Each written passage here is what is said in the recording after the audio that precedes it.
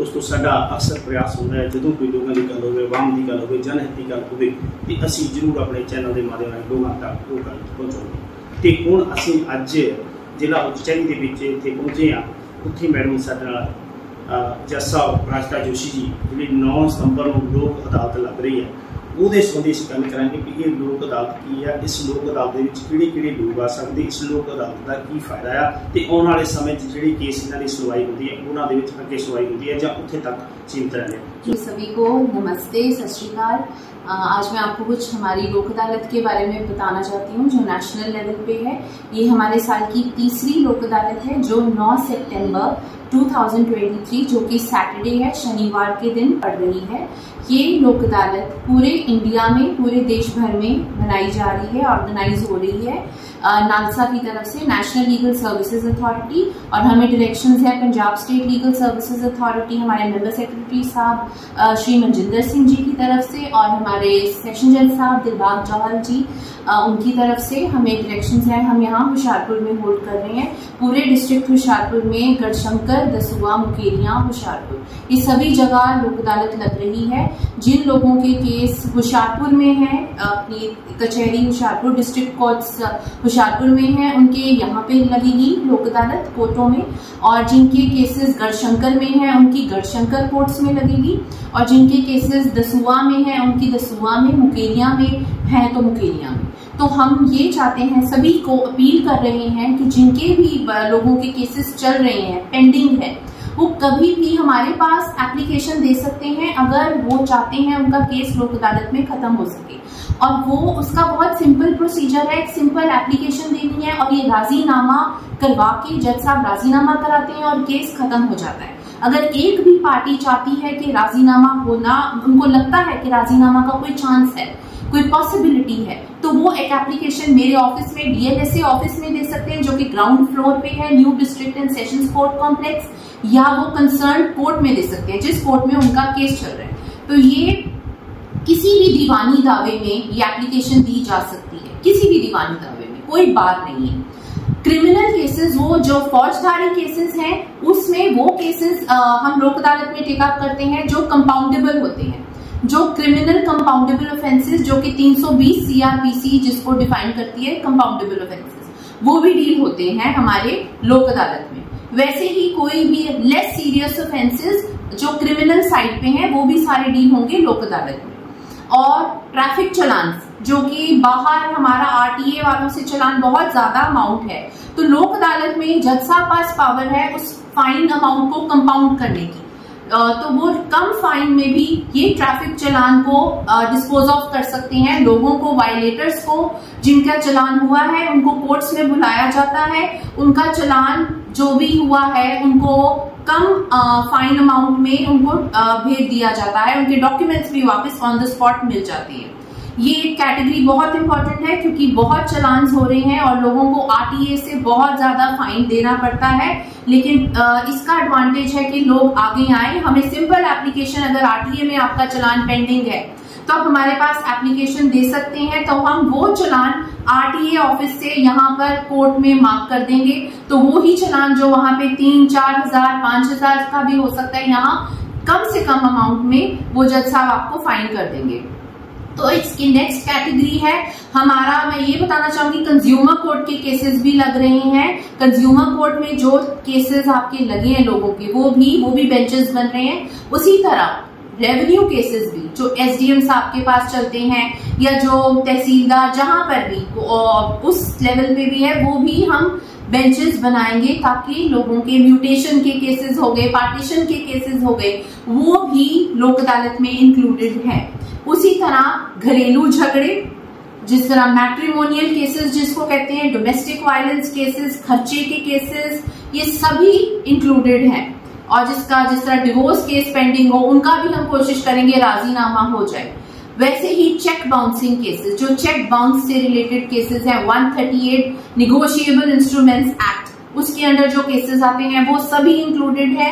किसी का cheque bounce हो गया हो और जो मुद्दई और दोषी में राजीनामा हो के वही चेक अमाउंट वो इंस्टॉलमेंट्स में भी दे सकता है। अगर दोषी चाहे, अगर कंप्लेनेंट चाहे, दोनों आकर कह दें, एक भी कह दे, तो जज साहब उनका सुनकर उनका फैसला कराएंगे, उनका कम से कम अमाउंट में सेटलमेंट करवा सकते हैं। उसी तरह एक नेक्स्ट कैटेगरी है जैसे टैक्सेशन केसेस हो गए, लेबर के केसेस हो गए, जो लेबर डिस्प्यूट्स होते हैं वो भी लोक अदालत में शामिल है, इंक्लूडेड है। तो लोगों तक हम ये मैसेज पहुंचाना चाहते हैं, मैक्सिमम प्लीज लोग आगे आइए, और जो आपके केसेस कई सालों तक चलते हैं कोर्ट्स में, जो कि प्रोसीजर होता है थोड़ा सा लेंथी भी होता है, वो हमारा लोक अदालत में उसी दिन भी खत्म हो सकता है केस। तो इसमें लोगों का पैसा भी बचेगा, लोगों का टाइम भी बचेगा, और इसके खिलाफ, इसके अगेंस्ट कोई अपील नहीं होती।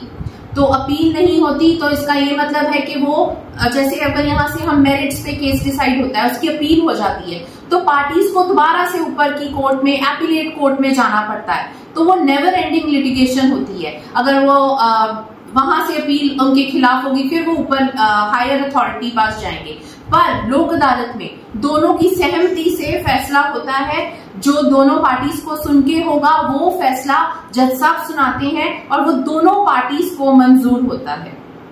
तो ये बहुत इंपॉर्टेंट एस्पेक्ट है जो मैं लोगों तक पहुंचाऊंगी। लोगों का टाइम बचेगा, लोगों के घरों में जो टेंशन्स होती हैं लोक अदालत से कोर्ट केसेस से रिलेटेड, वो उसका सबसे इजी सोल्यूशन है लोक अदालत, जो कि अब 9 सितंबर को है। वैसे ही MACT केसेस जो कि हम मोटर एक्सीडेंट क्लेम ट्रिब्यूनल में लगाते हैं, वो केसेस भी इंक्लूडेड हैं लोक अदालत में। तो आपका कोई भी इस तरह का केस चल रहा हो MACT रिलेटेड, वो ये हमारा डिस्ट्रिक्ट होशियारपुर के लिए भी बात है, ये सारे पंजाब के लिए भी बात है कि आप प्लीज आगे आइए, और लोक अदालत का जो पेंडेंसी है कोर्ट्स में केसेस की, वो भी कम होती है इससे।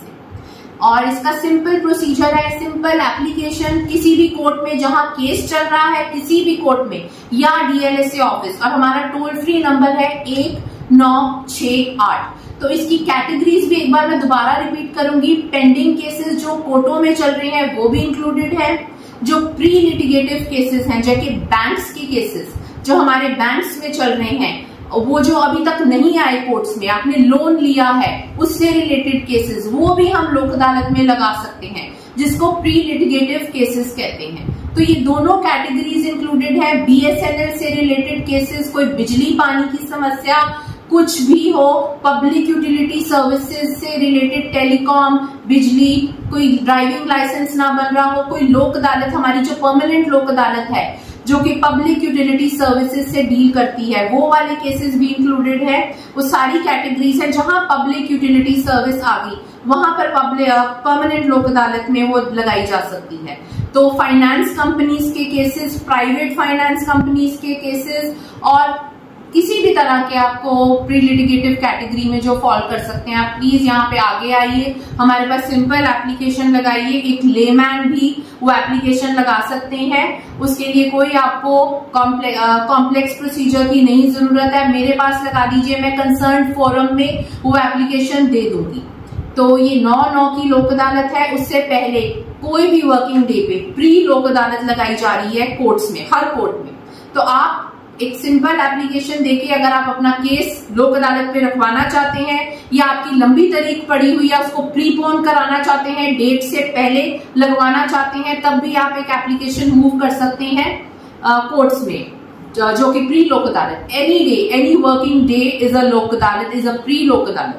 तो प्री लोक अदालत का लाभ उठाएं, उसमें भी एप्लीकेशन लगवाएं ताकि वो आपकी सुनवाई लोक अदालत पे हो सके।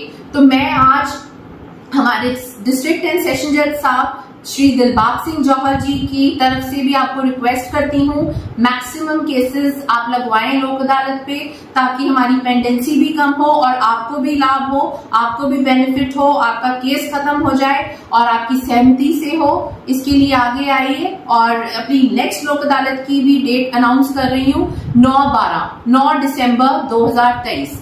ये हमारी अगली लोक अदालत है, पर ये कमिंग लोक अदालत हमारी 9 सितंबर 2023 में है, और हम चाहते हैं मैक्सिमम लोग आए आगे और हमारे इस लोक अदालत का बेनिफिट लें। Thank you so much sir. मैं जिवें इसी तरह की लोक अदालत ਨੂੰ ਲੈ ਕੇ ਲਾਸਟ ਟਾਈਮ ਜਿਹੜਾ ਪੰਜਾਬ ਨੇ ਫਲੱਡਸ ਨੂੰ ਜਿਹੜਾ ਬੜਾ ਭੋਗਿਆ, ਜਦੋਂ ਬਰਸਾਤੀ ਪਾਣੀ ਚਾਹੇ ਹੜ੍ਹਾਂ ਨੂੰ ਲੈ ਕੇ, ਤੇ ਆਪ ਜੀ ਮੌਕੇ ਤੇ ਵੀ ਗਏ ਐਜ ਏ ਜੱਜ। ਇਹ ਪਹਿਲਾ ਮੌਕਾ ਹੈ ਜਿਹੜਾ ਅਸੀਂ ਸਾਡੇ ਇਸ पत्रकारी के तौर पर कहना कि ये बारे जो लोगों ने पहुँच की है, किस तरह देखा लोगों किस तरह आश्वासन देना? मेन है मैं हमारी नेशनल लीगल सर्विसेज अथॉरिटी की स्कीम है जो कि डिजास्टर विक्टिम्स के लिए है, 2010 की स्कीम है ये। तो ये हमारे को इसके अंडर डायरेक्शंस है कि हम जहां पर भी डिजास्टर हुआ हो, जो कि अब फ्लड्स को लेके हम देख रहे हैं, बहुत डेवास्टेटिंग था सिचुएशन, तो हम वहां पर जाकर हम सुपरवाइज करते हैं इस स्कीम के अंडर।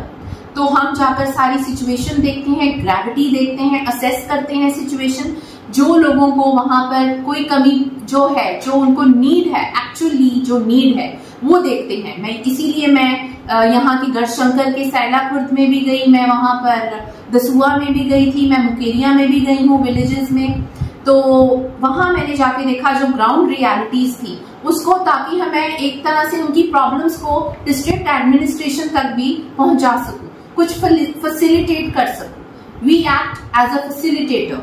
तो हमें ये है कि हम कैसे उनकी प्रॉब्लम्स को डिस्ट्रिक्ट एडमिनिस्ट्रेशन तक पहुंचाएं ताकि लोगों की सुनवाई हो, और उनको अगर लीगल एड की जरूरत है, फ्री लीगल एड की, कोई भी उन्होंने केस करना है, किसी की चोरी हो गई हो, जैसे फ्लड में हम देखते हैं किसी की भी चोरी हो सकती है क्योंकि सिचुएशन ऐसी है, लोग वल्नरेबल होते हैं, तो वो एप्लीकेशन वो हमें कभी भी कोर्ट में किसी ने केस करना हो, किसी की पुलिस वाले ना सुन रहे हो, तो हम उनको गाइडेंस दे सकें, उनको काउंसलिंग कर सकें, और उनको अगर मुफ्त में केस करवाना है, डिजास्टर विक्टिम्स इंटाइटल्ड है फ्री लीगल एड के लिए। Section 12 legal service authorities act 1987 का डिजास्टर विक्टिम्स को इंटाइटलमेंट है कि उनको फ्री में लीगल एड मिले, कि उनको वकील का कोई खर्चा ना उठाना पड़े, उनका सारा खर्चा सरकार उठाती है।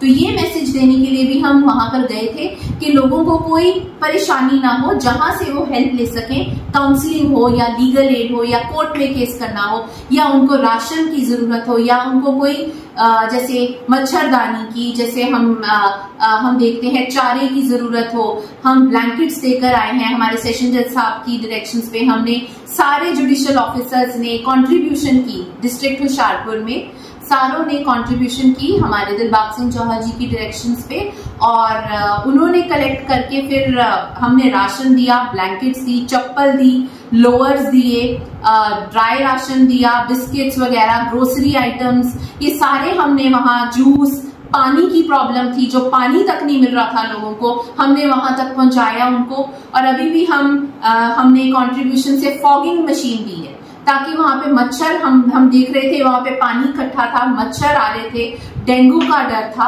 और भी मस्कीटो रिलेटेड जो भी ये जो वाटर बोर्न डिजीजेस हैं वो फैलने का डर था। तो उसके लिए फ्यूमिगेशन के लिए हमने फॉगिंग मशीन सेशन जज साहब की डायरेक्शंस पे हमने परचेज की, और हमने वहां BDPO मुकेरिया को, हमारे SDGM साहब मुकेरिया ने वहां पे हैंड ओवर की है।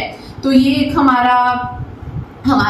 हमारी तरफ से छोटी सी कोशिश है ताकि हम लोगों तक पहुंच सकें। और अभी भी मैं अपील करती हूँ सभी BDPOs को, जहां आपको लगता है कि कोई आपको हमारी हेल्प की जरूरत है, आप हमें वो रिक्वायरमेंट दे सकते हैं ताकि हम फिर से कुछ कंट्रीब्यूशन कलेक्ट करके भी हम लोगों तक वो चीज पहुंचा सकें। ये एक हमारा ड्यूटी है as district legal services authority भी, और एज जुडिशियल पता है कि कोई आपको हमारी हेल्प की जरूरत है, आप हमें वो रिक्वायरमेंट दे सकते हैं ताकि हम फिर से कुछ कंट्रीब्यूशन कलेक्ट करके भी हम लोगों तक वो चीज पहुंचा सकें। ये एक हमारा ड्यूटी है as district legal services authority भी और एज जुडिशियल फ्रेटर्निटी भी। Thank you so much. बहुत बहुत धन्यवाद। जैसा सो दोस्तों, इस सैकटरी लीगल एड ਤੇ ਲਗਨ ਪ੍ਰਾਪਤ ਜੋਸ਼ੀ ਜਿਨ੍ਹਾਂ ਨੇ 9 ਸਤੰਬਰ ਨੂੰ ਲੱਗਣ ਵਾਲੀ ਅਦਾਲਤ ਬਾਰੇ ਬਹੁਤ ਵਿਸਤਾਰ ਦੇ ਨਾਲ ਦੱਸਿਆ, ਜਿਹਦੇ ਵਿੱਚ ਉਹਨਾਂ ਨੇ ਦੱਸਿਆ ਕਿ ਕੋਈ ਵੀ ਵਿਅਕਤੀ ਕਿਸੇ ਵੀ ਤਰ੍ਹਾਂ ਦਾ, ਜਿਵੇਂ ਮੈਡਮ ਦੱਸਿਆ, ਕੋਈ ਨਾ ਤੱਕ ਅਪਰੋਚ ਕਰਕੇ ਆਪਣਾ ਕਿਸੇ ਵੀ ਕੇਸ ਦਾ ਸਮਾਧਾਨ ਕਰ ਸਕਦਾ ਹੈ। ਤੇ ਨਾਲ ਦੀ ਨਾਲ ਇਸ ਅਦਾਲਤ ਦੇ ਵਿੱਚ, ਲੋਕ ਅਦਾਲਤ ਦੇ ਵਿੱਚ ਕੋਈ ਕੇਸਾਂ ਦੇ ਫੈਸਲਾ ਉੱਥੇ ਤੱਕ ਹੀ ਸੀਮਿਤ ਹੈ, ਉਸ ਤੋਂ ਬਾਅਦ ਅੱਗੇ ਅਪੀਲ ਨਹੀਂ ਹੋ ਸਕਦੀ। दूसरा, हर पीड़ितां ਲਈ ਜਿਵੇਂ ਉਹਨਾਂ ਨੇ ਪ੍ਰयास ਕੀਤਾ ਹੈ, ਜੇ ਜੁਡੀਸ਼ਰੀ, ਅਸੀਂ ਅਕਸਰ ਸਾਡੇ ਦਰਸ਼ਕਾਂ ਦੀ ਸਹੂਲਤਾਂ ਦੀ ਗੱਲ ਕਰਦੇ ਹਾਂ, ਉਹ ਵੀ ਜ਼ਰੂਰ ਦੇਖਣਗੇ ਵੀ ਪਹਿਲੀ ਵਾਰ ਹੋਇਆ ਵੀ ਜੁਡੀਸ਼ਰੀ ਦੇ ਕੋਈ ਵੀ ਪ੍ਰਤੀਨਿਧ ਜਿਹੜੇ ਲੋਕਾਂ ਤੱਕ ਪਹੁੰਚੇ ਜਿਨ੍ਹਾਂ ਨੇ ਆਪਣੀ ਹੈਲਪ ਕੀਤੀ। ਔਰ ਜਿਵੇਂ ਮੈਮ ਨੇ ਦੱਸਿਆ ਕਿ ਜਿੰਨੇ ਵੀ ਨੀਡੀ ਪਰਸਨ ਸੀਗੇ, ਜਿਹੜੀਆਂ ਉਹਨਾਂ ਨੇ ਖਾਣ ਪੀਣ ਦੀਆਂ ਵਿਵਸਥਾ ਤੋਂ ਲੈ ਕੇ ਹੋਰ ਜਿਹੜੀਆਂ ਚੀਜ਼ਾਂ ਜਿੰਨਾ ਵੀ ਕਰ ਸਕਦੇ ਤੇ ਕੀਤਾ, ਤੇ ਨਾਲ ਦੀ ਨਾਲ ਫੋਗਿੰਗ ਮਸ਼ੀਨ ਵੀ ਇਹਨਾਂ ਨੇ ਸਾਰਿਆਂ ਨੇ ਇਕੱਠੇ ਕਰਕੇ ਪੈਸੇ ਦੇ ਦਿੱਤੀ ਹੈ। ਸੋ ਬਹੁਤ ਬਹੁਤ ਧੰਨਵਾਦ ਜੀ ਸਭ ਦੋਸਤੋ। ਅਸੀਂ ਮੈਡਮ ਨਾਲ ਕੀਤੀ ਗੱਲਬਾਤ ਆਪਣੇ ਸਰੋਤਿਆਂ ਤੱਕ ਪਹੁੰਚਾਉਣ ਦੀ ਕੋਸ਼ਿਸ਼